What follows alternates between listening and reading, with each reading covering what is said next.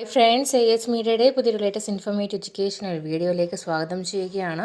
കേരള സർവകലാശാലയിലെ ഇന്നത്തെ പ്രധാനപ്പെട്ട അപ്ഡേറ്റുകൾ നോക്കാം. ആദ്യം തന്നെ കേരള സർവകലാശാല 2023 ഒക്ടോബറിൽ നടത്തിയ ഒന്നാം semester MSc statistics with specialization in data analytic new generation regular and supplementary പരീക്ഷാഫലം പ്രസിദ്ധീകരിച്ചു.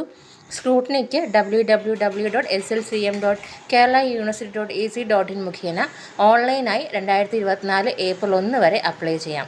അപേക്ഷാ ഫീസ് SLCM ഓൺലൈൻ പോർട്ടൽ മുഖേന മാത്രമേ സ്വീകരിക്കുകയുള്ളൂ. ഇനി പരീക്ഷ രജിസ്ട്രേഷൻ ഡീറ്റെയിലാണ്. First semester MA, MSc, MCom, MSW, MMCJ, MMHRM, MTTM regular 2023 admission. April 2024 പരീക്ഷകളുടെ രജിസ്ട്രേഷൻ 2024 മാർച്ച് 23 മുതൽ ആരംഭിക്കും.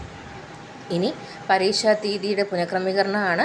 ഏപ്രിൽ 3 നടത്താൻ നിശ്ചയിച്ചിരുന്ന 6ാം semester CBCSS, BA, BSc, BCom April 2024 പരീക്ഷകൾ ഏപ്രിൽ 19 പുനഃക്രമീകരിച്ചിരിക്കുന്നു.